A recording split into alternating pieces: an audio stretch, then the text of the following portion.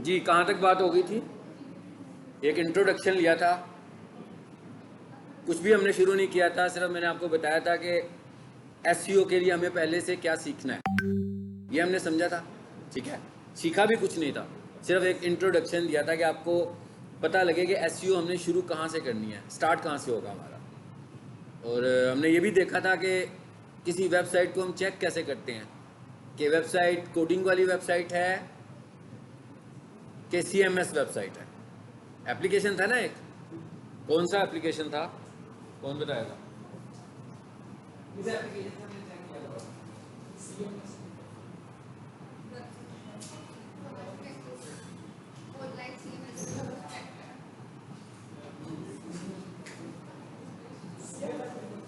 CMS detector था, website का नाम था सीएमएस डिटेक्ट।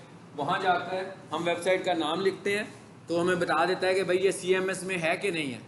तो अगर सीएमएस में है तो इसका मतलब है सीएमएस में बनी हुई है, और अगर सीएमएस में नहीं शो करता इसका मतलब है कि वो वेबसाइट कोडिंग में बनी हुई है। ठीक है, सिंपल सा फार्मूला था कि सीएमएस डिटेक्ट का मतलब है कि सीएमएस एप्लीकेशन को डिटेक्ट कर लो कि भाई क्या ये सीएमएस यूज़ हुआ है इसमें कि नहीं हुआ।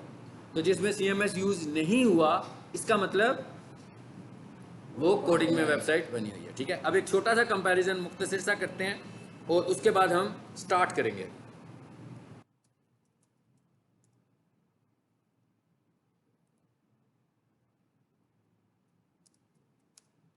और हमने देखा था, शायद दराज को चेक किया था हमने कि दराज भी कोडिंग की वेबसाइट है। अगर नहीं किया था तो आप घर जाके कर लीजिएगा, सबको पता है ना सीएमएस डिटेक्ट पे जाना है, वहाँ जाकर दराज की वेबसाइट का यूआरएल लिखें तो आपको पता लग जाएगा कि वो किस एप्लीकेशन में वेबसाइट बनी हुई है। अच्छा, सीएमएस वर्सेस कोडिंग। ठीक है, कि हमारी चॉइस क्या होनी चाहिए कि भाई हमें वेबसाइट, पहली बात तो ये है कि हम लोग डेवलपर नहीं हैं तो चॉइस हमारी नहीं है। हाँ, लेकिन अगर मैं डिजिटल मार्केटिंग करता हूँ और कोई मुझसे एडवाइस ले कि जनाब मैं वेबसाइट बनवाना चाह रहा हूँ तो क्या मैं सीएमएस में बनवाऊँ कि मैं कोडिंग में बनवाऊँ, ठीक है, तो वहाँ पर जो हमारी ऑनेस्ट एडवाइस होगी वो यही होगी कि कोडिंग में बनवाएं।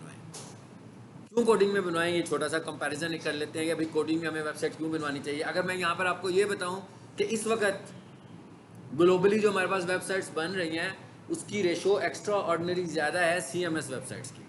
सीएमएस में बनने वाली वेबसाइट्स की तादाद बहुत ज़्यादा है। उसकी वजह क्या है?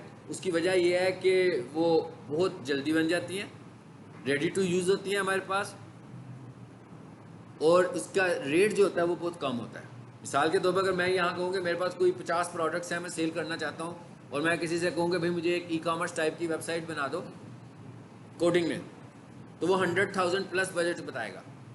लेकिन अगर मैं यही वाली वेबसाइट किसी को कहूँगा मुझे सीएमएस में दे दो तो मे भी 35,000 से बात शुरू करेगा, तो 15-18,000 रुपये में वो वाली वेबसाइट आपको मिल सकती है। उसकी वजह क्या है कि उसके पास ये वाली सारी टेम्पलेट्स बनी हुई पड़ी हुई हैं। ठीक है, उसने जब थोड़ी सी चेंजेस करनी है और आपको पकड़ा देनी है उससे। अब ये भी मैंने कह दिया कि 70% प्लस वेबसाइट सीएमएस की है, उसके बावजूद मैं ये भी कह रहा हूँ कि इन्हें हमें इस्तेमाल कंसिडरेबली इस्तेमाल नहीं करना। मिसाल के तौर पर मेरे पास आएगा वेबसाइट की एसईओ करवाने और वो मुझे कहेगा जनाब मेरी वेबसाइट जो है वो वर्डप्रेस में बनी हुई है, तो इसका मतलब ये नहीं है, मैं उसको ये नहीं कहूँगा कि ये क्या जुल्म कर लिया आपने अपने ऊपर। हाँ, आपको तो वेबसाइट कोडिंग में बनवानी चाहिए थी, ऐसा बिल्कुल नहीं है, हम उसकी वेबसाइट की एसईओ कर देंगे। लेकिन जब कोई बंदा हमारे पास पूछेगा कि भाई मैं वेबसाइट बनवाने जा रहा हूँ तो किस में बनवाऊँ, तो उस वक्त हम उससे कहेंगे कोडिंग में बनवाए, क्योंकि जो सीएमएस की वेबसाइट होती है उसकी लाइफ इतनी ज़्यादा नहीं होती है, उसके अंदर हैकिंग एक्टिविटी बहुत ज़्यादा होती है। कोडिंग की जो वेबसाइट है उसमें हैकिंग एक्टिविटी होने के चांसेस एक्स्ट्रा ऑर्डिनरी कम हो जाते हैं, रिड्यूस हो जाते हैं।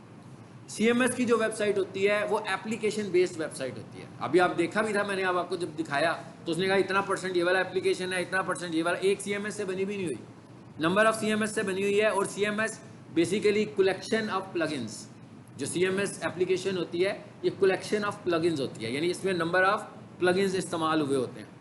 अब वो जो प्लगइन होते हैं उनका एक लाइफ टाइम होता है, जब कोई बंदा प्लगइन बनाता है उसका कोई लाइफ टाइम होता है, उसके बाद उसका एक नया प्लगइन आना होता है, प्लगइन्स के अपडेट्स भी आने होते हैं। तो अगर वो प्लगइन्स के अपडेट्स नहीं करेगा, बिल्कुल ऐसी है ना जैसे आप व्हाट्सएप को आज इंस्टॉल कर लें और 4 साल तक उसका अपडेट नहीं करें और उसके बावजूद आप व्हाट्सएप यूज़ भी करते रहें, क्या होगा? आपको ना पता लगेगा मैसेज आ रहा है, ना पता लगेगा मैसेज जा रहा है। आप वीडियो भेजने लगोगे, आपकी में भी वीडियो भी ना जाए सही तरीके से, क्योंकि आपने उसकी अपडेट्स नहीं की हुई है। और अगर आपने अपडेट नहीं की, और फॉर एग्जांपल उसमें से एक अपडेट ऐसी है, एग्जांपल के तौर पे बता रहा हूँ, जो सिक्योरिटी अपडेट थी और वही आपसे मिस हो गई, अब ये यूजर्स कैसे करेंगे भाई? यूजर्स को तो वेबसाइट यूज करनी है ना, बल्कि यूजर्स को तो वेबसाइट भी यूज नहीं करनी है, यूजर्स के तो क्लाइंट्स ने वेबसाइट यूज करनी है। यूजर्स डेवलपर्स तो नहीं है, क्लाइंट्स आपके डेवलपर्स तो नहीं है कि वो रोजाना जाकर देखेंगे भाई कोई अपडेट आई है, अगर आई है तो मैं उसे अपडेट कर लूँ, या फिर किसी प्लगइन ने एक्सपायर हो गया, अब वो भाई अपडेट तो है ही नहीं है, वो तो एक्सपायर हो गया, वो उसको रिप्लेस करना है किसी दूसरे सिमिलर प्लगइन के साथ। तो ये काम करने के लिए भी आपको एक्सपर्टीज की ज़रूरत है। इस वजह से आपकी जो वेबसाइट्स होती हैं, मेरे एक्सपीरियंस में ये आया हुआ है कि जितनी वेबसाइट वर्डप्रेस में हमारे पास आती हैं, उनकी जो लाइफ पीरियड होता है ना, वो ज़्यादा से ज़्यादा 1 साल, 1.5 साल, 2 साल होता है, इससे ज़्यादा वो चलती नहीं है, हैक हो जाती हैं। और हैक होने के बाद जब हम उसे किसी डेवलपर के पास लेकर जाते हैं, तो वो यही कहता है कि इसको ठीक करवाने से बेहतर है कि आप नई बनवा लें, और वो ठीक होने की कॉस्ट से कम पैसों में बन जाएगी दोबारा। तो अगर हम ये काम फिर करेंगे तो इसका मतलब क्या हुआ कि भाई यही काम है जो हम बार बार करते रहेंगे। इस वजह से हम कह रहे हैं कि प्लगइन्स वाली वेबसाइट को हम कंसिडर नहीं करते। एनीवेज हमने दोनों तरह की वेबसाइट की एसईओ को सीखना है, यानी हमने प्लगइन्स वाली वेबसाइट की एसईओ कैसे करनी है वो भी साथ साथ देखेंगे, और हमने कोडिंग की वेबसाइट की एसईओ कैसे करनी है उसके ऊपर हमारा फोकस होगा। और अगर हम ये देखें तो सीएमएस एप्लीकेशन जो है वो भी कैसे बनता है, सीएमएस एप्लीकेशन भी प्लगइन्स के साथ ही बना रहे हैं हम लोग, यानी वो वाला एप्लीकेशन भी कोडिंग बेस्ड है, उसके बैक एंड पर भी पीएचपी की कोडिंग है। पीएचपी क्या है? प्रोग्रामिंग लैंग्वेज है, मतलब प्रोग्रामिंग लैंग्वेज की कोडिंग है। हमारा कुछ लेना देना नहीं है, आपने कुछ परेशान नहीं होना। हमारा टॉपिक है एसईओ। एसईओ के लिए हमें समझना है कि हमें वेबसाइट पे मैनिपुलेट कैसे करना है, चाहे वो वेबसाइट वर्डप्रेस की हो, चाहे वो वेबसाइट कोडिंग की हो। ना कोडिंग में हमने प्रोग्रामिंग लैंग्वेज को अंडरस्टैंड करना है, ना वर्डप्रेस में हमने प्रोग्रामिंग लैंग्वेज को, लेकिन हमें ये जितना नॉलेज मैं आपको दे रहा हूँ, इतनी बातों का हमें पता होना चाहिए, क्योंकि जब आप ये काम एज ए स्किल कर रहे होगे तो ये सारे क्वेश्चन हैं जो रेज होंगे आपके सामने, तो आपके पास इन सवालों के जवाब भी होने चाहिए। ये क्या चीज़ें हैं, किस पे जाना चाहिए। अगर मेरे से कोई बंदा, आज आप में से कोई बंदा पूछेगा भाई मेरा ये प्रोजेक्ट है, मैं वेबसाइट किस में बनवाऊँ, तो मैं उसे एकदम यही कहूँगा कोडिंग में बनवाओ। लेकिन अगर वो मुझे कहेगा भाई मेरा बजट तो बहुत ही कम है, तो फिर मैं उसे कहूँगा भाई ठीक है, फिर वर्डप्रेस में बनवा लो, कम पैसों में बन जाएगी। ठीक है, वर्डप्रेस में ज़्यादा एक्सपेंसिव वेबसाइट आपकी नहीं बनती। ठीक है, सो ये तो हमारा एक हो गया छोटा सा कंपैरिजन, यानी हम किस नतीजे पे पहुंचे इसमें कि हम कोडिंग की वेबसाइट को कंसीडर करेंगे। ठीक है, अच्छा अब हम ज़रा आ जाते हैं रियल प्रैक्टिस पे, जहाँ से हमारा कोर्स स्टार्ट हो रहा है। यानी अभी तक जो मैंने पिछला लेक्चर लिया और जो बातें मैं आपसे अब कर रहा हूँ, अभी तक ये जो बातें मैं आपको बता रहा हूँ, ये सब इन्फॉर्मेशन थी आपके लिए। ठीक है, मतलब इसमें से मैंने अभी कोई टास्क नहीं दिया, सिर्फ एक ही टास्क था कि वो cms.com cmsdetect.com कि वहाँ पर जाओ और जाकर चेक कर लो कि वेबसाइट किस में बनी हुई है, CMS में बनी हुई है। वो तो बड़ा सिंपल सा था, cmsdetect.com, वहाँ पर जाकर वेबसाइट का URL दो, वहाँ से आपको पता लग जाएगा कि आपकी वेबसाइट किस में बनी हुई है। ठीक है, अच्छा अब हम सपोज करते हैं कि ये वेबसाइट है जो कि हमने प्रीवियस क्लास में देखी भी थी। ठीक है, ये मैंने वेबसाइट खोल ली। अब अगर मैं आपसे कहूं, एक बार फिर दोबारा से बताने लगूं कि मुझे क्या करना है, मुझे इस वेबसाइट की एसईओ करनी है। मिसाल के तौर पर ये प्रोजेक्ट मेरे पास आया कि भाई इसकी एसईओ करें आप, तो मुझे इस वेबसाइट की एसईओ करनी है, और इसकी एसईओ करने के लिए मुझे कहाँ कहाँ इंटरेक्ट करना है वो जरा देखें। आप स्क्रीन पर आ जाए जरा। सबसे पहले ये देखें, यहाँ पर मैं माउस ड्रैग कर रहा हूँ, यहाँ पर लिखा हुआ है बेस्ट प्रोफेशनल किचन इक्विपमेंट। ये वाला जो पार्ट है ये मुझे अंडरस्टैंड करना है कि ये पार्ट कैसे लिखा गया। इसके लेफ्ट साइड पर एक पिक्चर नजर आ रही है हमें, ये फेविकॉन इमेज है इसका, ये कैसे लगा हुआ है ये हमें देखना है। उसके बाद ये स्लाइडर इमेजेस आ रहे हैं, भाई ये कैसे लगे हैं। उसके बाद ये हमने हेडिंग लिखी हुई है, और हेडिंग के नीचे उसका डिटेल टेक्स्ट लिखा हुआ है। भाई ये हेडिंग कैसे लिखी है और ये डिटेल टेक्स्ट कैसे लिखा है, ये हमें बताना है। ये पता लग गया कि भाई ये तो तस्वीर थी ना, मगर ये तस्वीर तो नहीं है, ये तो हेडिंग है। ये क्या है? ये पैराग्राफ है। पैराग्राफ के अंदर अगर आप ये देखो तो ये क्या हुआ है, बोल्ड टेक्स्ट, फिर हेडिंग, फिर तस्वीर। आप ये बताने की मैं क्या कोशिश कर रहा हूँ कि आप देख रहे हैं रिपीटेडली एक ही तरह की चीज़ें आ रही हैं हमारे लिए। इसका मतलब है जिन चीज़ों के मैं नाम ले रहा हूँ ना, हमें ये चीज़ें समझनी है। मैं जिन चीज़ों के इस वक्त नाम ले रहा हूँ, हमें वो चीज़ें समझनी है कि भाई ये जो टाइटल लगा हुआ है, ये जो फेविकॉन लगा हुआ है, ये जो लोगो लगा हुआ है, ये जो मेन्यू लगा हुआ है, ये जो इमेजेस लगे हुए हैं, ये जो हेडिंग्स आ रही हैं, ये जो पैराग्राफ्स टेक्स्ट लिखे हुए हैं, और उसको मैंने जो बोल्ड किया हुआ है, उसके बाद अगर हम नीचे आए तो ये क्या है, स्क्रीन पे देखना है आपने ये सब कुछ। हाइपरलिंक, लिंक बना हुआ है, इस पर क्लिक करूंगा तो एक पेज को फॉलो करेंगे, इसे हमें समझना है। बाकी वही चीजें आई जा रही हैं बार बार, मैं क्या रिपीट वही कंटेंट हो रहा है जो मैं बताया कि हमें इसे समझना है। फिर तस्वीरें आ गई हैं, फिर हाइपरलिंक आ गया। अब आपको पता लग गया कि 3-4 तरह की मुख्तलिफ चीजें हैं जिसे हमें कोडिंग से अंडरस्टैंड करना है, क्योंकि हमें यहां पर आकर एसईओ को, तो जब तक हमें इन चीज़ों की समझ में नहीं आएगी उस वक्त तक हम एसईओ को इम्प्लीमेंट नहीं कर सकते। तो ये वेबसाइट हमारे सामने खुली हुई है, तो खुली तो फाइल है एक, ऐसे ही है, सबको पता लग रहा है कि मैंने कोई फाइल खोली हुई है, लेकिन यहां पर किसी फाइल का नाम नहीं आ रहा। क्या आ रहा है? यहां पर किसी फाइल का नाम नहीं आ रहा।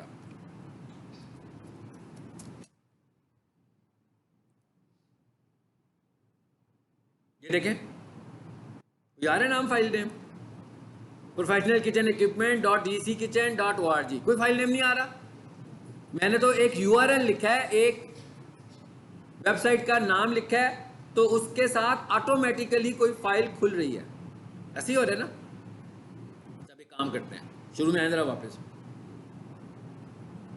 कुछ चीजें लॉजिक समझ रहे हैं, हाँ कुछ चीजों की लॉजिक को समझना चाह रहे हैं ताकि हमें आसानी हो आगे जाकर। ये क्या बटन बना हुआ है? होम का बटन। सबको पता है हर वेबसाइट पर होता है, लैंडिंग पेज पर जाने के लिए, सबको इस बात का पता है।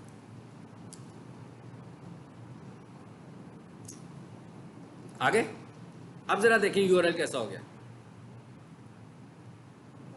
चेंज हो गया यूआरएल। क्या अब फाइल का नाम आया? कभी भी नहीं आ रहा। आखिर में लिखा हुआ आ रहा है index.html,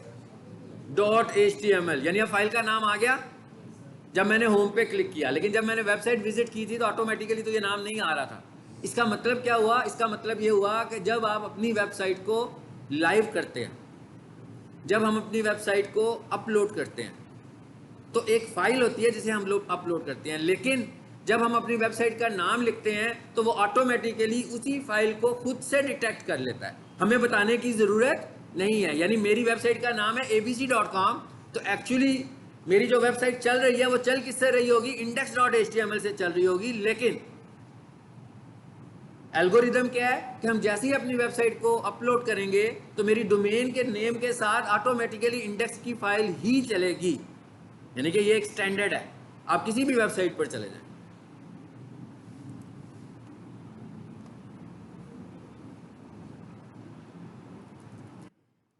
मैं एक और वेबसाइट पे आ गया,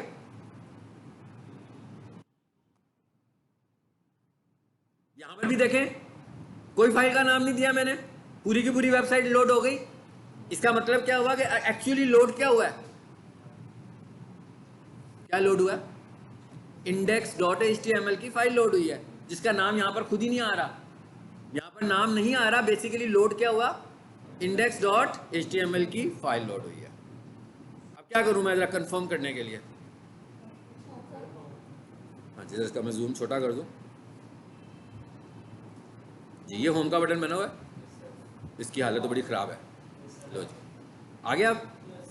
यानी अभी आपको एक बात समझ में आई कि कोई भी जब वेबसाइट को हम अपलोड करते हैं तो बेसिकली एक फाइल अपलोड करते हैं। बेसिकली वेबसाइट होती क्या है? Collection of files.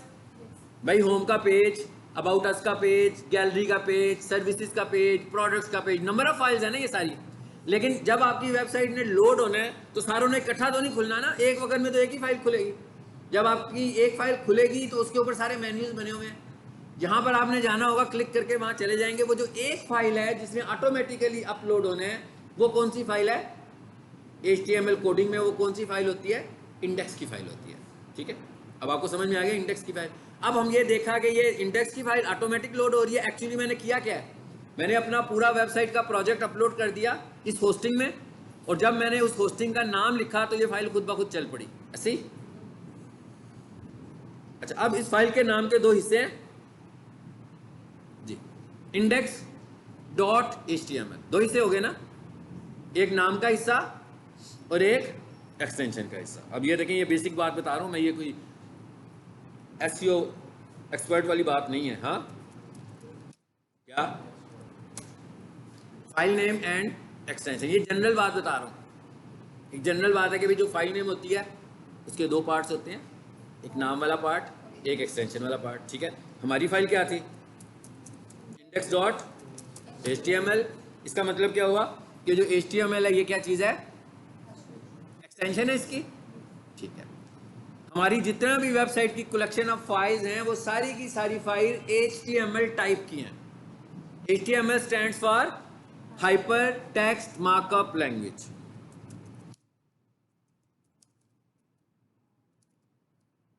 यानी ये फाइल की टाइप है। इसका मतलब क्या हुआ कि जो वेबसाइट्स की फाइल्स हैं एक्चुअली उनकी टाइप्स क्या हैं, HTML।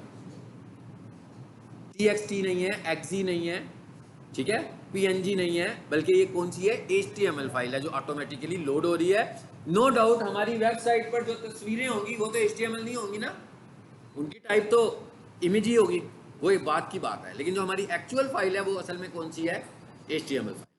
तो इसका मतलब क्या हुआ कि अगर अब मैं इस वेबसाइट पर आऊँ, इस पर आ जाते, इसे बंद कर देते हैं। फाइल में तो आ ही गए, आ गए ना फाइल में। अब यहां पर ना मैं एक शॉर्टकट यूज करने जा रहा हूं, Ctrl+U कर दिया मैंने जी। अब आपको एक कोडिंग नजर आ गई है, ये वो कोडिंग है जिसने वेबसाइट का ये वाला पेज डिजाइन किया हुआ है। इस कोडिंग की वजह से ये डिजाइन हुआ है। तो अगर मैं इस कोडिंग को देखूं तो बड़ी लंबी चौड़ी कोडिंग है भाई, ये तो बहुत मुश्किल काम है। हाँ, ये इससे हमारा कुछ लेना देना नहीं है। हमारा लेना देना किस चीज़ के साथ है, जो चीज़ें मैंने अभी आपको दिखाई हैं। हमें सिर्फ ये देखना है कि उनके टैग किधर लगे हुए हैं, उनकी कोडिंग कहाँ पर है। मुझे सिर्फ वो वाली कोडिंग आपको आइडेंटिफाई करवानी है।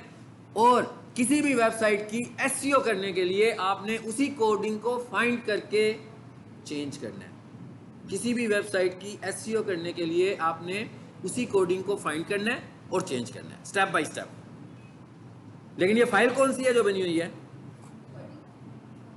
कौन सी फाइल है, HTML फाइल है। ये फाइल की टाइप क्या है हमारे पास, फाइल हमारे पास HTML है, यानी ये HTML फाइल है। और ये बनी कैसे हुई है, कोडिंग के साथ। और इसका हर कोड देखें कैसे लिखा हुआ है, स्क्रीन पर देखें आपको पता लग जाएगा। लिखने का खास तरीका है कि नहीं, इसको एक लेस देन का निशान लगा हुआ है और एक ग्रेटर देन का निशान लगा हुआ है, ऐसे ही है। इसके अंदर जो कोड लिखा हुआ है, हर कोड को उन्होंने एक लेस देन का निशान लगाया हुआ है और एक ग्रेटर देन का निशान लगाया हुआ है। इसकी बात कर रहा हूं। ये अगला शुरू हुआ फिर ये लग गया, नेक्स्ट शुरू हुआ फिर ये लग गया। तो इसका मतलब क्या हुआ कि इस लैंग्वेज, अच्छा एक और चीज समझना है कि अब ये तो एक लैंग्वेज शो हो रही है, हमें ऐसी शो हो रहा है ना कि ये कोई लैंग्वेज है, मगर ये ज़हन में रखना है ये कैसी लैंग्वेज है। ये फॉर्मेटिंग लैंग्वेज है, ये प्रोग्रामिंग लैंग्वेज नहीं है, ये फॉर्मेटिंग लैंग्वेज है। फॉर्मेटिंग लैंग्वेज का मतलब क्या है, फॉर्मेटिंग लैंग्वेज का मतलब है कि भाई मैं कलर चेंज करना चाहता हूँ तो फॉर्मेट चेंज कर रहा हूँ, मैं साइज बड़ा करना चाहता हूँ तो फॉर्मेट चेंज कर रहा हूँ, मैं हेडिंग स्टाइल यूज़ करना चाहता हूँ तो मैं फॉर्मेट चेंज कर रहा हूँ, मैं बोल्ड करना चाहता हूँ तो मैं फॉर्मेट चेंज कर रहा हूँ। तो ये HTML है, ये हमारे पास क्या है, एक फॉर्मेटिंग लैंग्वेज है। तो इसका मतलब परेशान होने की जरूरत नहीं कि प्रोग्रामिंग लैंग्वेज हम नहीं सीख रहे। ऐसा नहीं समझना कि भाई लैंग्वेज तो पिछले साल भी सीखने की कोशिश की थी तो उस वक्त भी समझ में नहीं आई थी तो ये भी नहीं समझ में आएगा। इसके ये लैंग्वेज नहीं है, इट इज़ फॉर्मेटिंग लैंग्वेज। सिर्फ फॉर्मेटिंग हमने सीखनी है, लेकिन क्योंकि उसको उसने लैंग्वेज के फॉर्मेट में हमें समझा रहा है तो हमें उसको इसी फॉर्मेट में अंडरस्टैंड करना है। अब आ जाते हैं ज़रा वापस नोटपैड में। अब हमें ये पता लग गया कि जो हमारी वेबसाइट है वो एक्चुअली एक HTML फाइल है, यही पता लगा है ना। और ये जो HTML फाइल है जो हमारी वेबसाइट है,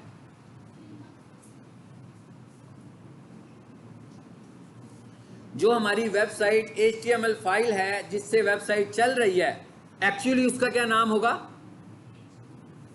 आप लोगों ने मेरे साथ कंट्रीब्यूट करना है क्योंकि हम एक नई चीज़ स्टार्ट कर रहे हैं ना, तो फिर आपको कुछ समझ में आ जाएगी। अगर कंट्रीब्यूट नहीं करेंगे तो समझ में नहीं आएगा। तो मैं कह रहा हूँ जो हमारी लैंडिंग पेज पर एक फाइल है जो ऑटोमेटिक लोड हो रही है, एक्चुअली वो कौन सी फाइल है? index.html, जो ऑटोमेटिक नहीं, HTML फाइल सारी हैं भाई। ये देखो, ये भी HTML है। ये मैं अबाउट पे क्लिक करूं, देखिएगा क्या होता है, अबाउट अस की फाइल खुल गई, तो ये भी तो HTML है। मैं कमर्शियल पे क्लिक करूं, अब पेज फिर चेंज हो जाएगा, तो ये भी HTML है। लेकिन वो वाली फाइल जिससे मेरी वेबसाइट लोड हो रही है वो एक खास फाइल है, और वो कौन सी है? index.html है। वो किसी भी वेबसाइट में इंडेक्स ही होगी।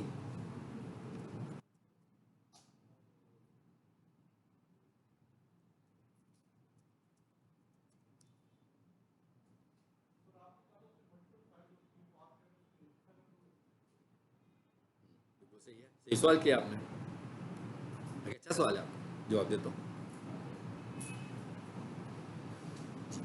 खुल गई वेबसाइट, एक और वेबसाइट खुल गई, इस पर है,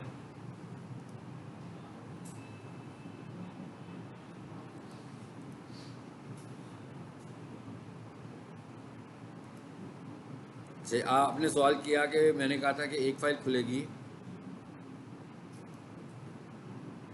जूम जा रही, बड़ा हुआ है, थोड़ा सा छोटा कर लें।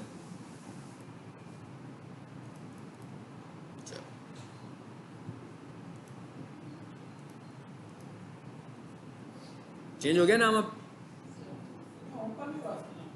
अभी बताता हूँ। अब आप देखें यहाँ पर नाम और चेंज हुआ है, यहाँ पर HTML भी नहीं आ रहा है, तो ये HTML, ठीक है ना। ये हमने क्या किया हुआ है, ये हमने URL चेंज किया हुआ है, ये भी हम कर सकते हैं, लेकिन ये हम किससे करवाएंगे? डेवलपर से। ये डेवलपर ने काम किया हुआ है। हम ये एक्चुअली फाइल कौन सी है? Welcome to stars academy. देखें इसमें स्पेसेस नहीं आ रहे ना, जो प्रीवियस क्लास में मैंने बताया था, हाइफन यूज हो रहे हैं। अच्छा, अब इधर आए वापस, मेन्यू पर आए दोबारा।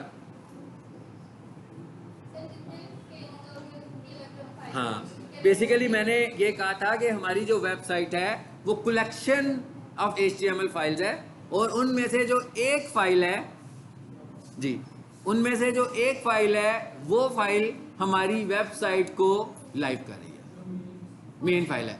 जब वो लाइव हो गई तो उसके बाद बाकी लिंक्स बने हुए हैं।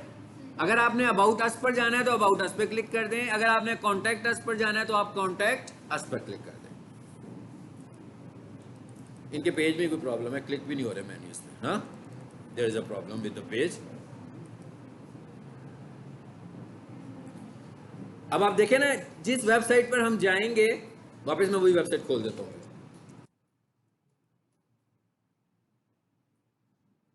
1 2 3 4 5, यहां पर अगर मैं देखूं तो मुझे इन 5 लिंक्स को देख के लग रहा है कि ये कम से कम ये 5 फाइलें तो होंगी ना। लेकिन जब मैं इस वेबसाइट को खोलता हूं तो पांचों ने इकट्ठा तो नहीं खुलना ना, एक वक्त में तो एक नहीं खुलना है। उसके बाद आप वो कौन सी फाइल होगी वो आप डिसाइड करेंगे, वो कौन सी होगी, वो जो भी होगी आप उसका नाम क्या रख दोगे? index.html। बस, जिस फाइल को आप ऑटोमेटिक लोड करवाना चाहते हैं उस फाइल का क्या नाम होना चाहिए? index.html। ठीक है। अच्छा, मैं दोबारा से इसकी कोडिंग में जाता हूं। इसका मतलब क्या हुआ कि ये तो हमें समझ में आ गया कि हमें कुछ चेंजेस इस फाइल में करनी है, ऐसे ही है ना। लेकिन अगर हमें इस फाइल की कोई अंडरस्टैंडिंग होगी तभी बात शुरू होगी। सबसे पहले तो हमें समझना चाहिए कि ये क्या फाइल है, इसका क्या स्ट्रक्चर है, ये कैसे बन रही है, ये कैसे एडिट होगी। ये हमारा पहला टॉपिक है। इसके अंदर कौन सी फाइल? HTML file. ये HTML फाइल इंडेक्स भी हो सकती है, ये HTML फाइल अबाउट अस भी हो सकती है, ये HTML फाइल gallery.html भी हो सकती है। लेकिन हमें समझना ये है कि एक HTML फाइल का सिंटेक्स क्या होता है, एक स्ट्रक्चर क्या होता है, ताकि हमें समझ में आ जाए। तो अब हम एक काम करते हैं, यहां से सीधे आ जाते हैं नोटपैड में। अब आप समझ लो कि मैं जैसी इंडेक्स की फाइल आपको नजर आ रही है ना, वैसी फाइल बनाने का तरीका बताने लगा। ठीक है, कि आपने फाइल खुद कैसे बनानी है, आपने कैसे फाइल बनानी है। अभी हमने देखा था कि फाइल बनाने के लिए कोडिंग के अंदर वो उन्होंने सिंबल्स कौन से यूज किए थे? ये वाला, ये यूज किया था ना, एक लेस देन और एक ग्रेटर देन।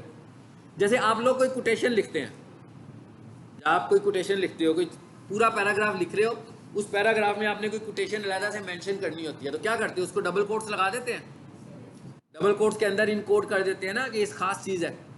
इसी तरह जो HTML फाइल है बेसिकली तो मैं नोटपैड में बना रहा हूँ, नोटपैड हो, माइक्रोसॉफ्ट वर्ड हो या कोई और एडिटर हो, उसके अंदर तो हम सिंपल टाइपिंग करते हैं। सो हम कहना क्या चाह रहे हैं कि ये सिंपल टाइपिंग नहीं है, बल्कि ये क्या है, ये HTML की कोडिंग है। तो उसके लिए हमें ये टैग इस्तेमाल करना पड़ेगा। अब ये जो टर्म टैग इस्तेमाल कर रहा हूँ, ये अभी हम प्रीवियस मॉड्यूल जो कंप्लीट किया उसमें हमने बड़ा इस्तेमाल किया था यूट्यूब के अंदर। टैग्स, हैश टैग्स, ये वो वाला टैग नहीं है, ये प्रोग्रामिंग टैग है। ठीक है, इसका मतलब क्या हुआ कि यहाँ पर आपने जो इंस्ट्रक्शन देनी है वो किस तरह देनी है, टैग की शक्ल में देनी है। ये पूरे का पूरा टैग कैसे लिखा जाएगा, इस तरह, यानी एक लेस देन और एक ग्रेटर देन, और जो आपकी इंफॉर्मेशन है वो इसके अंदर आएगी। अब हमारी जो फाइल है वो कौन सी है, HTML फाइल है। तो सबसे पहला जो टैग इसके अंदर लगेगा वो लगेगा HTML का, लगा दिया मैंने। अब अगर आप पैरेलल यहाँ आए और इधर आकर देखें तो यहाँ पर भी यही है, यहीं से बात शुरू हो रही है HTML इसकी भी।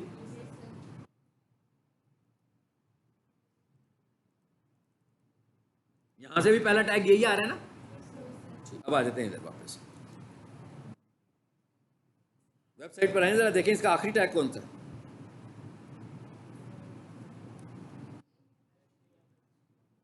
कोई फर्क है दोनों में?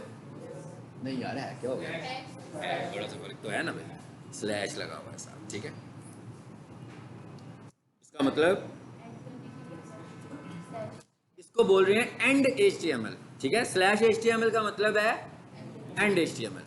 तो सबसे पहले तो मैंने क्या किया, एक लूप बना लिया, एक स्ट्रक्चर बना लिया कि भाई ये जो मैंने स्ट्रक्चर बनाया ना, इसके अंदर मैं जो कुछ भी लिखूंगा वो सारे का सारा मेरा HTML डॉक्यूमेंट है। जैसे है ना, जैसे डबल कोट्स लिखते हो आप, एक डबल कोट शुरू में लगाए, एक डबल कोट एंड पे लगाए, बीच में जो होती है वो आपकी कोटेशन होती है। तो हम ये कह रहे हैं कि भाई जहां पर HTML और एंड HTML है, एंड का मतलब क्या है, ये जो मैंने ये सिंबल यूज किया ना स्लैश, यहाँ पर HTML फाइल के अंदर ये सिंबल मैं जब जब इस्तेमाल करूंगा इसका मतलब होगा एंड। ये वाला सिंबल हम जब जब इस्तेमाल करेंगे इसका मतलब एंड होगा। ठीक है, सो ऊपर मैंने लिखा HTML, इसका मतलब है वो है स्टार्ट, नीचे मैंने लिखा स्लैश HTML, इसका मतलब है एंड। तो मैं यहां पर इसको एंड कर रहा हूं।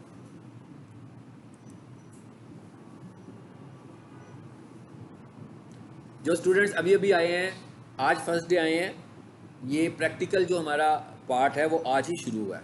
ठीक है, प्रीवियस क्लास में हमने इंट्रो पढ़ा है, यानी उन्हें ऐसा फील नहीं होना चाहिए कि हम शायद लेट आए हैं तो समझ नहीं आ रहा। अगर कुछ समझ में ना आए तो आपने मुझे बताना है। ठीक है, अब हमने क्या बनाया, एक स्ट्रक्चर बना दिया।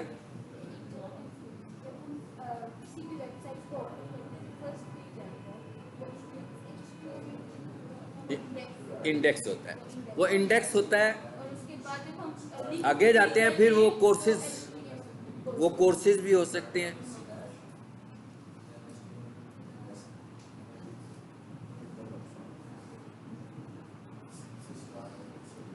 चलें आगे। अच्छा, अब सबसे पहले हमने स्ट्रक्चर समझ लिया कि ऐसा होगा स्ट्रक्चर, लेकिन अभी स्ट्रक्चर कंप्लीट नहीं हुआ। अभी तो ये हमने फाइल स्ट्रक्चर समझा है, इसके स्ट्रक्चर में है क्या, मतलब इसके स्ट्रक्चर की क्या है। इसका स्ट्रक्चर बिल्कुल ह्यूमन बॉडी की तरह का स्ट्रक्चर है। ह्यूमन बॉडी का स्ट्रक्चर कैसा होता है भाई, जैसा मेरा है, जैसा आपका है भाई, वैसा ही होता है। हाँ, हेड, बॉडी और फुट, यही है ना, सेम। इसका भी वही तीन चीजें हैं इसके पास भी हैं। ठीक है, तो इसका मतलब क्या हुआ, पहला पार्ट कौन सा हुआ, हेड का। मैं भी इसमें कुछ नहीं लिख रहा, अभी आपको सिर्फ मैं स्ट्रक्चर बता रहा हूँ। हाँ ठीक है, सिर्फ एक स्ट्रक्चर बता रहा हूँ कि इसके हिस्से कितने हैं। अभी उसके अंदर मैं कुछ मेंशन नहीं कर रहा, कोई फाइल भी नहीं बना रहा, सिर्फ स्ट्रक्चर समझा रहा हूँ। अब अगर इधर आकर देखें तो क्या यहाँ पर भी है, वापस ऊपर आ जाए, मिल गया हेड, यहाँ पर भी हेड है। अब अगर मैं यहाँ कंट्रोल F करूँ और यहाँ लिख दूँ स्लैश हेड, ये फाइंड कर लिया मैंने। इसका मतलब क्या हुआ, इसका एंड हो गया, हेड का एंड हुआ ना इस दफा। पहले मैंने जो प्रीवियस एंड सिखाया आपको वो किसका सिखाया है, HTML का। अब अगर मैं इसका स्लैश हटा दूँ यहाँ से, ये मैंने क्या किया, कंट्रोल F, ये विंडो की कमांड किया मैंने। मैं क्या, ये मैंने विंडो की कमांड यूज़ की है। ये क्या है, स्टार्ट। तो अब ये इतना कुछ जो बीच में आ रहा है ना, ये सारे का सारा क्या है, ये सारे का सारा हेड है इसका। ठीक है, हमारा हेड छोटा है, इसका हेड ज़रा बड़ा है। हाँ, हेड हो गया। अब जरा आगे चलें।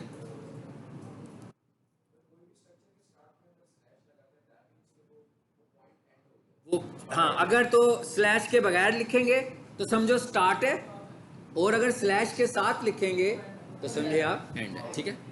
अच्छा, अब इसके बाद अगला हिस्सा कौन सा होना चाहिए? बॉडी का होना चाहिए। इसका मतलब इसका एंड कैसे होगा?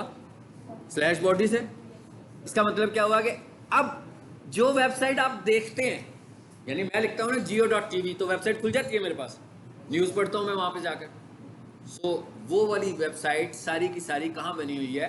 बॉडी में बनी हुई है। सारी की सारी वेबसाइट कहाँ बनी हुई है? बॉडी में है। यानी इसका मतलब है कि वो जो मुझे नज़र आ रहा है ना, जो चीज़ें मैं देख रहा हूँ, वो हेड में नहीं है। जो चीज़ें मुझे पेज पर नज़र आ रही हैं वो हेड में। पेज कौन सा है भाई? ये वाला पेज है। ये जो कुछ मुझे नज़र आ रहा है ना पूरी वेबसाइट में, जो स्क्रॉल कर रहा हूँ मैं, ये सब कुछ कहाँ पर है? बॉडी में है। ये वाला जो हिस्सा है ना, जहाँ मैंने माउस रखा है, जहाँ से मैंने बात शुरू की थी लेक्चर की, ये बॉडी में नहीं है। ये बॉडी का पार्ट नहीं है, ये हेड का पार्ट है। ठीक है, क्लियर हो गया? स्ट्रक्चर समझ रहे हैं अभी हम? चलो जी।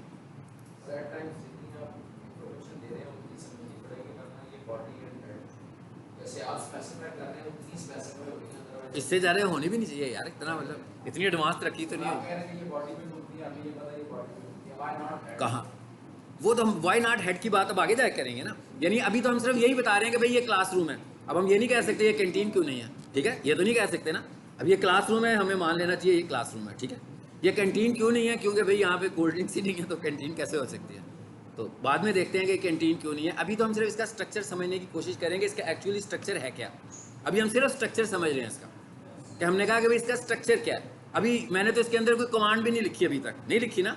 मैं कहा पहले आपको स्ट्रक्चर समझ आ जाए। इसका मतलब क्या हुआ कि हमने जब भी HTML फाइल बनानी है, कहाँ से शुरू होगी? HTML से। कहाँ पे एंड होगी?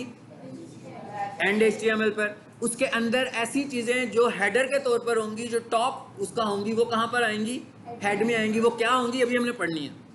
उसके बाद जो चीज़ें हम लोगों को दिखाना चाह रहे हैं वो कहाँ पे होंगी? बॉडी में होंगी। और फुटर क्या होता है भाई? बॉडी से नीचे वाला जो भी हिस्सा होगा वो सारे का सारा क्या होगा? फुटर होगा। और वो नज़र भी आएगा। हेडर नज़र नहीं आ रहा, फुटर पेज के नीचे नज़र आएगा। आमतौर पर आप देखते हैं लोगों की वेबसाइट के लिंक्स नीचे आ रहे होते हैं, वो डार्क कलर की एक पूरा बॉक्स बना होता है, उसमें ऊपर वाले सारे लिंक, जो चीज़ें ऊपर होती हैं वो नीचे भी दिखाते हैं। आप समझ लो वो क्या बन जाता है, हमसे खुद से ही हम वर्चुअल फुटर बना लेते हैं। अभी हमने सिर्फ ये एक डिज़ाइन समझा कि HTML फाइल का या हमारे वेब पेज का डिज़ाइन होता क्या है। अब हम ये देखते हैं कि हेड में क्या क्या आना है जो हमें समझना है।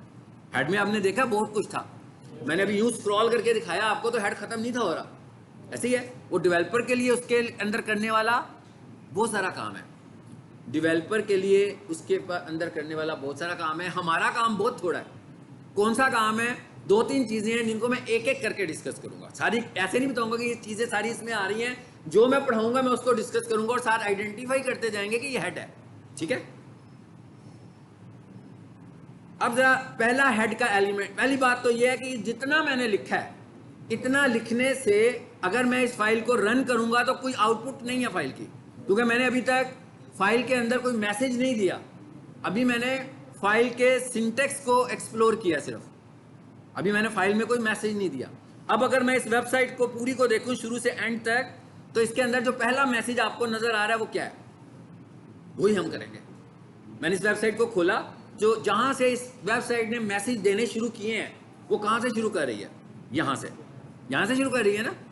जो वेबसाइट का टाइटल लिखा हुआ नजर आ रहा है और साथ लेफ्ट ये तस्वीर है। फिर नीचे आऊंगा ना मैं, पहले तो टैब पर आ रहा हूं मैं, यहां पर एक नाम लिखा हुआ आ रहा है, बेस्ट प्रोफेशनल किचन इक्विपमेंट इन पाकिस्तान, और उसकी लेफ्ट साइड पर एक तस्वीर नजर आ रही है। ऐसे ही है। इसका मतलब है आपका मैसेज HTML फाइल का यहां से शुरू हो रहा है, तो हमें समझना चाहिए कि ये कहां पे है। पहले तो यही समझते हैं, और अभी हम दो चीजें नजर आ गई हैं। अभी इनमें से एक चीज को आइडेंटिफाई करते हैं, और वो कौन सी है? ये टेक्स्ट। ये क्या है और कहां है? यहां है। ठीक है, और ये हमसे रिलेटेड है एक्स्ट्रा ऑर्डिनरी ज्यादा। मतलब ये वेब डेवलपर ने अपने लिए बनाया हुआ है, लेकिन ये SEO के लिए बहुत ही इंपॉर्टेंट है, बहुत क्रूशियल है वेबसाइट को रैंक करने के लिए। तो इसका मतलब क्या हुआ कि इसकी साइंस और इसकी लॉजिक हमें बहुत क्लियर होनी चाहिए। ये है क्या एक्चुअली? आपकी वेबसाइट का टाइटल है, ठीक है, ये हमारी वेबसाइट का टाइटल है, ठीक है। तो भाई मैंने बोल दिया टाइटल, आपने भी बोल दिया टाइटल, तो लिख भी देते हैं टाइटल। हाँ, इसका नाम ही टाइटल है। तो हमने इसको लगा दिया टाइटल, और फिर मैंने ये लगा दिया। अब मेरा ख्याल है सबको समझ में आ गया होगा ये क्या है। टाइटल को शुरू किया, टाइटल को एंड कर दिया, सिंपल। मैंने कुछ लिखा तो नहीं, तो टाइटल में लिख रहे हैं मुझे बेसिकली क्या लिख रहे हैं, मुझे अपनी वेबसाइट का टाइटल लिख रहे हैं। अगर हम ब्रॉड सिनेरियो में जाकर देखें तो एक्चुअली मुझे अपनी वेबसाइट के टाइटल में कीवर्ड यूज करना है, अपनी वेबसाइट में कीवर्ड यूज करना है, और ये वो पहली जगह है जहां से आपकी वेबसाइट ने रैंक होना है। ये वो पहली जगह है जहां से हमारी वेबसाइट ने रैंक होना है। मिसाल के तौर पर ये देखें जरा, इधर आए जरा, यहाँ आकर मैंने ना एक ये लिख दिया कुछ, ये क्या है, कीवर्ड है। मेरा ख्याल है सभी को समझ में आ रहा होगा जो लिखा है मैंने कहा सबको पता है ना कि एक सर्च क्यूरी लिख रहा हूँ, एक कीवर्ड लिख रहा हूँ। सो मैंने यहाँ लिखा प्रोफेशनल किचन इक्विपमेंट, तो गूगल पर क्या होगा, वेबसाइट लिस्ट होंगी, वेबसाइट्स आएंगी। ऊपर ऐड आ गया, छोड़ दें इसको, फिर ऐड आ गया, ये वेबसाइट आई है मेरे पास। जरा देखिए क्या आ रहा है। अब ये देखें, मैं HTML फाइल से बाहर ले आया हूँ, आपको इंटरनेट पर आ गए। मैंने आपसे कहा कि टाइटल में बेसिकली वेबसाइट का रैंक वाला पार्ट आ रहा है। हाँ, सो जो उस वेबसाइट का कीवर्ड था वो क्या था, बेस्ट प्रोफेशनल किचन इक्विपमेंट इन पाकिस्तान। मैंने क्या लिखा, प्रोफेशनल किचन इक्विपमेंट, ना बेस्ट लिखा ना इन पाकिस्तान लिखा। देखें वही वाली वेबसाइट पहले नंबर पे आ रही है कि नहीं आ रही है, आ रही है। इसका मतलब क्या हुआ, इसका मतलब हुआ वो वेबसाइट रैंक कर रही है, नंबर 1। दूसरी बात यह है कि वो वेबसाइट मुझे शो कैसे हो रही है, सिर्फ ये समझना है मुझे, ये वाला पार्ट, सिर्फ ये पहला हिस्सा जो नजर आ रहा है। ऊपर क्या आ रहा है, डोमेन। मेरा ख्याल है कोई नई बात तो नहीं, सबको पता है ना ये वेबसाइट की डोमेन है, dckitchen.org उसकी वेबसाइट का नाम है। दूसरे नंबर पर क्या आ रहा है, URL लंबा चौड़ा सा।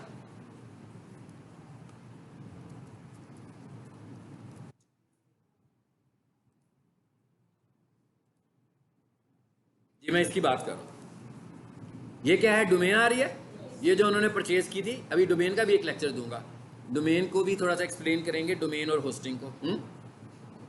थोड़ा सा बेसिक लेक्चर पहले समझ लें। उसके बाद ये क्या आ रहा है, इसका URL, वेबसाइट का नाम। भाई जिस वेबसाइट पर जाना उसका कोई नाम होगा ना, नाम आ रहा है। तीसरे नंबर पर क्या आ रहा है, ये वेबसाइट का टाइटल है। ये क्या है, ये वेबसाइट का टाइटल है, और वेबसाइट के टाइटल में क्या है, वो कीवर्ड आ रहा है जो मैंने सर्च किया। इसका मतलब है आपको ये पता लग गया कि टाइटल के टैग में हम वो लिखेंगे जो हमारा मेन प्राइमरी कीवर्ड होगा, जिसकी बेसिस पर हम वेबसाइट को रैंक कर रहे हैं। तो अगर हमारी वेबसाइट रैंक होगी तो जब वो नजर आएगी तो वही कीवर्ड यहां नजर आएगा। यहां लिखा हुआ है बेस्ट प्रोफेशनल किचन इक्विपमेंट इन पाकिस्तान। इसका मतलब हमें यह भी पता लग गया कि अभी तक गूगल ने जो मुझे रिजल्ट्स दिखाए हैं निकाल कर, वो कहां से दिखाए हैं, किस हिस्से से, हेड से दिखाए हैं, ठीक है ना। टाइटल तो दिखा रहे हैं ना मुझे, लेकिन एक्चुअली वो कहां से दिखा रहे हैं, हेड पोर्शन में। क्योंकि टाइटल हम कौन से पोर्शन में लिख रहे हैं, हेड में लिख रहे हैं। तो इसका मतलब क्या हुआ कि उसने मुझे रिजल्ट्स कहां से दिखाए हैं, हेड में से दिखाए हैं। अच्छा, उसके बाद जरा और नीचे हैं, ये जरा मेरे ऊपर यकीन करना है आपने कुछ चीजों पे। दूसरा पोर्शन कौन सा है, नहीं मुझ पे यकीन करें, ठीक है, ठीक है, आप ना बताएं। ये वाला पोर्शन भी हेड का ही है, जिसको भी हमने डिस्कस नहीं किया। ये है मेटा, इसको बोलते हैं मेटा डिस्क्रिप्शन। इसका मतलब क्या हुआ कि ये भी पेज पे नहीं है, ये भी बॉडी पर नहीं है। मैं आपको इस वक्त सिर्फ और सिर्फ हेड की इंपॉर्टेंस बता रहा हूं। यानी जो टाइटल था वो कहां है, हेड में है। उसके बाद जो इसके नीचे छोटी सी डिस्क्रिप्शन लिखी हुई आ रही है, ये कहां है, ये भी हेड में है, ये हमने आगे जाकर पढ़नी है। अच्छा, अब जो राइट साइड पर एक तस्वीर नजर आ रही है ना, सिर्फ ये वो वाला एलिमेंट है जो हेड में नहीं है। ये एलिमेंट कहां से निकल रहा है, ये बॉडी में से निकल रहा है। तो इसका मतलब क्या हुआ कि गूगल ने जब रैंक किया तो उसका ज्यादा मटेरियल कहां से निकला है, हेड में से निकला है। इसका मतलब हमें यह पता लगा, मुख्तसरन ये पता लगा कि वेबसाइट को रैंक करने के लिए जो हेड वाला पोर्शन है उसका बहुत ज्यादा रोल है। यानी वो रोल में क्या चीजें इन्वॉल्व हैं, अगर मैं यहां पर देखूं तो रोल में 3 चीजें इन्वॉल्व हैं। नंबर 1 टाइटल, नंबर 2 मेटा, जो भी हमने पढ़ा नहीं है। ये भी देखें, ये भी आ रहा है, फेविकॉन भी आ रहा है साथ, आ रहा है ना यहाँ पे नजर, जो हमने वहां पर फेविकॉन बनाया था। तस्वीर का रोल भी बहुत ज्यादा है। और एक ये वाली तस्वीर है, सिर्फ ये तस्वीर बॉडी में से निकल रही है। अभी तक हम इनमें से किसी चीज को अभी प्रैक्टिकल नहीं किया, अब हम करने लगे हैं टाइटल को प्रैक्टिकल। अब अगर मैं इसे खोलूं, सबसे पहले ये देख लें जरा ये कहां पर है, जरा इसका जूम छोटा करें, सोर्स में आ जाए, ऊपर आए जरा। मैंने अभी कहा ना कि दूसरा पार्ट कौन सा था, मेटा डिस्क्रिप्शन का था। जरा देखें यहां पर नजर आ रही है आपको मेटा डिस्क्रिप्शन, लाइन नंबर 8 आ रहा है नजर, देखें। एक्चुअली ये वो वाला कंटेंट है जो गूगल ने ढूंढा है, जिसकी वजह से मुझे रैंक किया। एक कंटेंट कौन सा था, टाइटल, वो कहां है, लाइन नंबर 11। और एक कंटेंट कौन सा है, डिस्क्रिप्शन, लाइन नंबर 8। तो इसका मतलब क्या हुआ कि भाई सबसे पहले तो मुझे इन्हीं को ऑप्टिमाइजेशन करना आना चाहिए ना, लेकिन उससे पहले मुझे इन टैग्स के मुतालिक पता होना चाहिए। यही काम हम सीख रहे हैं कि हमने सिर्फ ये, मैंने टाइटल सिखाना है आपको, और मेटा डिस्क्रिप्शन सिखाना है, और फेविकॉन सिखाना है। यानी यहां पर हमने वो चीजें समझनी है जो एसईओ को रैंक करने के लिए रोल प्ले कर रही हैं। जो वेबसाइट के डिजाइन में रोल है वो हमारा ताल्लुक नहीं है, वो डिजाइनर ने बनाकर दे दी हुई है। अगर क्लाइंट ने वेबसाइट में कोई चेंजेस करानी भी होंगी तो फिर दोबारा वो डेवलपर से ही रब्ता करेगा, लेकिन जब रैंक करवानी होगी तो वो मुझसे रब्ता करेगा। ठीक है, समझ में आ गई बात। अब आ जाए जरा वापस कोडिंग में। इसका मतलब है यहां पर वेबसाइट का टाइटल होना चाहिए। आने वाले दिनों में जब मैं आपको एडिटिंग कंप्लीट करवाऊंगा और एसईओ शुरू करवाऊंगा, तो हमारा जो पहला टॉपिक होगा वो क्या होगा, हमारा पहला टॉपिक होगा कीवर्ड रिसर्च। तो जब हम कीवर्ड रिसर्च करेंगे तो एक्चुअली टाइटल के अंदर हमारा क्या आएगा, कीवर्ड आएगा। लेकिन क्योंकि अभी हम सिर्फ स्ट्रक्चर समझ रहे हैं, अभी हम HTML फाइल का डिजाइन समझ रहे हैं, तो इसलिए अभी हम सपोज करके कोई सा भी कीवर्ड यूज कर लेते हैं। हाँ, मिसाल के तौर पर मैं कहता हूं best computer college in Lahore, चलो ये लिख दिया मैंने। मैं कहता हूं भाई ये मेरा टाइटल है, एक्चुअली ये मेरा कीवर्ड है, लेकिन ये हमारा कीवर्ड कब बनेगा, जब हम एसईओ शुरू करेंगे, फिर हम कीवर्ड रिसर्च करेंगे टॉपिक वाइज कि भाई जिस बंदे की वेबसाइट है उसके कीवर्ड्स कौन से हैं, उनमें से इसका प्राइमरी कीवर्ड कौन सा बन रहा है, उस प्राइमरी कीवर्ड को मैं यहां पे लेकर आऊंगा। लेकिन अभी हम सिर्फ टाइटल लिखना सीख रहे हैं, अभी हम सिर्फ टाइटल लिखना सीख रहे हैं कि टाइटल को लिखना कैसे है। अब हमने एक प्रैक्टिकल टास्क कर लिया छोटा सा। अब पहले हमने क्या किया, पहले हमने स्ट्रक्चर समझा, अब हमने एक प्रैक्टिकल टास्क छोटा सा किया है कि हमने इस स्ट्रक्चर के अंदर टाइटल को फिट कर दिया। ऐसे ही है, इसका मतलब क्या हुआ कि अब हमें यह समझना है कि ये फाइल हमने एग्जीक्यूट कैसे करनी है। अब हम ये समझने लगे हैं कि हमने इस फाइल को कैसे रन करना है। ठीक है भाई, माइक्रोसॉफ्ट वर्ड की फाइल कैसे एग्जीक्यूट होती है, सेव करते हो ना उसको। एक्सेल की फाइल कैसे एग्जीक्यूट होती है, सेव करते हो। कोई भी फाइल सेव ही करनी पड़ेगी, इसको भी सेव कर लेते हैं। कैसे सेव करना जरा देख लें। मैं फाइल में गया, ये मेरे ख्याल में कोई ऐसा काम नहीं कर रहा जो कि आप लोगों में से किसी को ना आता हो। हाँ, किसी ना किसी प्रोग्राम में आप लोग फाइल सेव कर ही रहे होंगे, तो सेम वही तरीका यहाँ पर भी यूज़ करेंगे। तो यहाँ से मैं सेव एज में चला जाता हूँ। अब हम समझना ये है कि हम कौन सी फाइल बनाने जा रहे हैं। कौन सी फाइल है, सिर्फ टाइप बतानी है मुझे, नाम नहीं बताना, फाइल की टाइप बतानी है। हम कौन सी फाइल बनाने जा रहे हैं, फाइल का नाम नहीं बताना, टाइप बतानी है। नहीं, फाइल की टाइप। हाँ, सही है, सिंपल HTML फाइल बना रहे हैं। ठीक है, हम कौन सी फाइल बना रहे हैं, HTML। यही कहा था ना मैंने, कहा भाई इंटरनेट पर जो फाइलें चल रही हैं वो कौन सी हैं, HTML फाइलें। आपकी वेबसाइट जो लोड हो रही है वो किससे हो रही है, HTML फाइल से हो रही है। इसका मतलब है कि हम कौन सी फाइल बना रहे हैं, HTML फाइल बना रहे हैं। तो अब वो कह रहा है कि हाँ भाई बताओ कौन सी बनानी है। मैंने बता दिया। ये क्या कह रहा है, भाई सेव कर लो जगह। ये तो आपको पता है, आप अपनी मर्जी की जगह पे सेव करोगे। फॉर एग्जाम्पल मैं कहता हूँ कि भाई जहाँ पर मैं आपके लेक्चर सेव करता हूँ ना अपने पास, सपोज मैं कहता हूँ भाई मैं वहाँ पर ही आपकी फाइल को भी सेव करने लगा हूँ, तो ये लोकेशन तो मैं खुद बता रहा हूँ, घर में आप अपनी मर्जी की लोकेशन बताएंगे, लेकिन देखे बगैर सेव नहीं करेंगे। आपको पता होना चाहिए कि आप फाइल को किस जगह पे लेकर जा रहे हो। तो मैं यहाँ से आ जाता हूँ उस फोल्डर में जहाँ आपके लेक्चर्स हैं, ये आ गए। चलो भाई यहाँ पर मैं एक फोल्डर बना लेता हूँ HTML के नाम से। ये भी आपको पता है फाइल मैनेजमेंट सबको आनी चाहिए ना, कि भाई जिस तरह का काम कर रहे हो वैसे फोल्डर्स बनाएं और उसी तरह की फाइलें उसमें रख लें ताकि हमें उन्हें लोकेट करने में आसानी हो। तो मैंने यहाँ पर फोल्डर का नाम रख दिया HTML, इसे खोला। अब मैं एडिटर कौन सा यूज कर रहा हूँ, नोट पैड।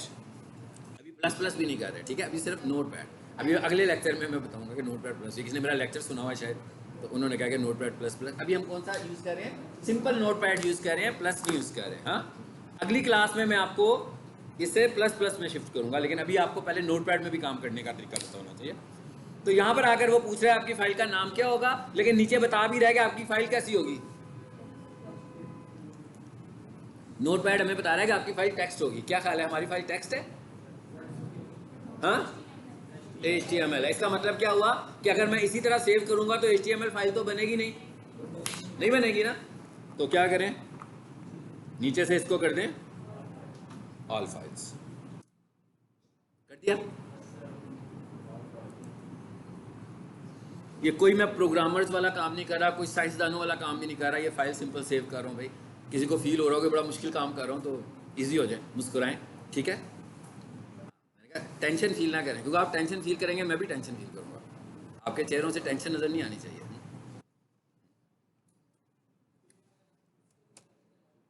नाम रख दिया फाइल का मैंने, कोई भी नाम रख लूँ मेरी मर्जी है, मगर उसकी एक्सटेंशन मुझे क्या रखनी है? .html। मुझे एक्सटेंशन हर हालत में .html रखूंगा तो उसे समझ में आएगा कि मेरी फाइल जो है वो HTML फाइल है। अगर मैं इसकी एक्सटेंशन HTML नहीं रखूंगा तो HTML फाइल ही नहीं बनेगी।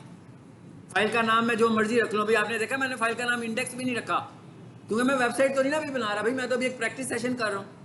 जब मुझे होगा कि ये मेरी वेबसाइट की फाइल है जिसने ऑटो लोड होना है, तो फिर मैं उसका क्या नाम रखूंगा? इंडेक्स। जब मैंने ऑटो लोड करवाना होगा, अभी मैं ऑटो लोड नहीं करवाना चाह रहा, अभी तो मैं कह रहा हूँ इस फाइल को बनाते हैं, प्रैक्टिस करते हैं और रन करके देख लेते हैं। लेकिन इसकी एक्सटेंशन मुझे फिर भी क्या रखनी थी? HTML। और आपने ये देखा है मैंने कैसे रखी है, ये वीडियो को आप बार बार देख लीजिएगा। अगर किसी से ये फाइल ना बने, स्पेस मैंने कहीं इस्तेमाल नहीं की ना मैंने कहीं पर भी स्पेस बार यूज़। नीचे से मैंने सिर्फ क्या किया था? ऑल फाइल्स किया था यहाँ से, बस। यानी मैंने कहाँ से ऑल फाइल किया हुआ है? कहाँ से किया हुआ है? सेव एज टाइप से ऑल फाइल्स किया, जहाँ पर फाइल का नाम रखा अपनी मर्जी से। भाई आप अमजद रख लो, सलीम रख लो, जो मर्जी रख लो, कोई मसला नहीं है। फाइल का नाम कुछ भी हो सकता है, मगर उसकी एक्सटेंशन .html ही होगी। ये डॉट एक्सटेंशन का पार्ट नहीं है, डॉट जो है ये सेपरेटर है। भाई ये बता रहा है कि भाई यहाँ पर नाम खत्म हो गया, यहाँ से एक्सटेंशन शुरू होगी, बस इसलिए डॉट लगा रहे हैं बीच में। चलो, कहाँ सेव की मैंने? आपके फोल्डर में। इसको सेव करते हैं। अब जरा देखते हैं कि इस फाइल में बना क्या है। हाँ, ये फाइल हमें क्या दिखा रही है, क्योंकि एक फाइल तो मैंने बना दी, उसमें एक टैग भी यूज किया। वैसे तो एक टैग यूज नहीं किया, आपने बतानी है मुझे काउंट करके कितने टैग यूज किए। एक यूज किया HTML का टैग, एंड कर दिया उसको। चलो एक, इसको हम एक काउंट कर लेते हैं। एक यूज किया हेड का टैग, 2 हो गए। एक यूज किया टाइटल का टैग, और एक यूज किया बॉडी का टैग। और इसमें से इस्तेमाल कौन सा टैग हुआ है? अभी सिर्फ बॉडी यूज नहीं हुआ। हाँ, बॉडी का टैग अभी तक हमने इस्तेमाल भी नहीं किया। ओके, अब जरा इसको जरा जाकर देखते हैं कि फाइल क्या कर रही है।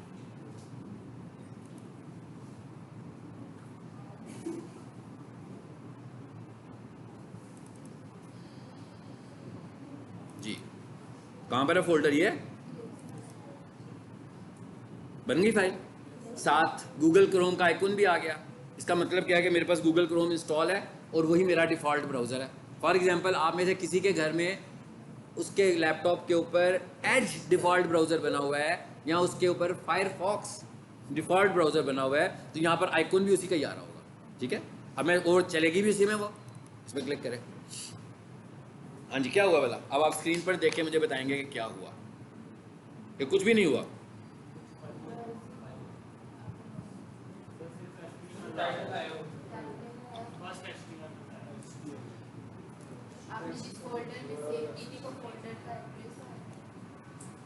मैंने क्या लगाया था? टाइटल। मैंने तो और कुछ लगाया ही नहीं है। टाइटल कहाँ लगता है? टॉप पर, टैब पर। बिल्कुल सही है, टैब पर आ गया। यही लगाया था, ये लग गया। अभी इतना ही काम किया सिर्फ। मैं क्या अभी सिर्फ इतना ही काम किया कि टाइटल लगा दो। टाइटल लगाना सीखा है हमने, आ गया। सबको पता लग गया टाइटल कैसे लग सकता है। यानी अभी तक जो लेसन मैंने पूरे 1 घंटे में पढ़ाया आपको, मैंने आपको HTML फाइल का स्ट्रक्चर बताया, HTML फाइल को सेव कैसे करते हैं, और HTML फाइल के अंदर टाइटल क्या होता है, कहाँ पर होता है और उसे कैसे इस्तेमाल किया जाता है। और उसकी मैंने आपको प्रैक्टिकल आउटपुट भी दिखाई है कि बेसिकली हम टाइटल के पीछे क्यों पड़े हुए हैं, कि हमने अगर वेबसाइट को रैंक करना है तो हमें सबसे पहले टाइटल की बात ही करनी है। टाइटल नहीं रैंक होना है, टाइटल रैंक होगा तो वेबसाइट रैंक होगी। तो भाई मैं अगर एसईओ कर रहा हूँ और मुझको टाइटल की समझ ही नहीं है, यही नहीं पता कि HTML में टाइटल होता कहाँ पर है, तो मैं टाइटल दूंगा कैसे, मुश्किल हो जाएगी मेरे लिए। ठीक है, समझ में आ गया सबको? आज इतना ही हम रखते हैं ताकि इतना आप हजम कर लें थोड़ा सा। हाँ, लेकिन एक दफ़ा ज़रा हम इसको रिविजिट करते हैं कि आपने किया क्या है, ताकि आप लोग घर जाके क्या करेंगे। इसको करने के लिए किसी वेबसाइट की ज़रूरत नहीं है। इसको करने के लिए आपके पास एक लैपटॉप होना चाहिए, नोटपैड का एप्लीकेशन होना चाहिए। नोटपैड हर विंडो के अंदर मौजूद होता है, ठीक है, उसे आपने खोल लेना है। सबसे पहले हमने ये समझा कि HTML फाइल क्या होती है। सबसे पहले हमने देखा वेबसाइट जो लोड होती है वो कैसे लोड होती है। तो हमने कहा भाई वेबसाइट एक HTML फाइल से लोड होती है। वो HTML फाइल कौन सी होती है, मैंने बताया वो इंडेक्स की होती है। फिर हमने कहा HTML फाइल्स बनानी है तो हमें क्या बनाना पड़ेगा, तो हमने HTML का स्ट्रक्चर अंडरस्टैंड किया कि भाई HTML फाइल का स्ट्रक्चर क्या होता है। सबसे पहले हमें HTML फाइल के स्ट्रक्चर को अंडरस्टैंड करना है कि HTML का फाइल का स्ट्रक्चर क्या है। वो स्ट्रक्चर टेक्निकली आपको समझ आएगा तो आप आगे बात करोगे। सबको मेरा ख्याल है समझ में आ गया कि भाई एक HTML फाइल का स्ट्रक्चर ये होता है कि HTML से फाइल शुरू होती है, HTML पे फाइल एंड होती है। HTML फाइल का जो सेकंड पार्ट होता है वो हेड होता है और उसका जो थर्ड पार्ट होता है वो बॉडी होता है।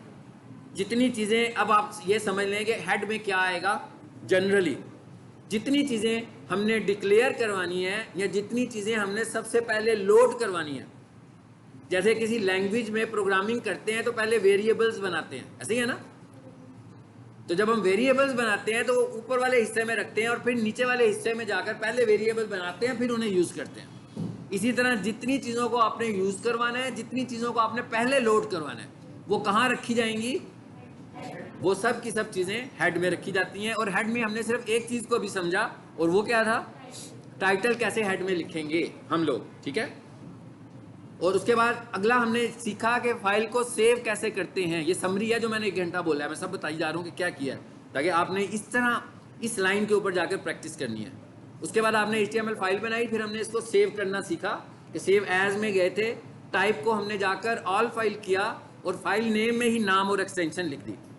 और उसके बाद जब वो सेव हो गई तो हमने उसको रन करके देखना है। स्पेस बार फाइल का नाम रखते हुए इलीगल कैरेक्टर होता है, आपने उसको बिल्कुल यूज़ नहीं करना, ठीक है। स्पेस बार के बगैर आपने अपने फाइल नेम्स बनाने हैं।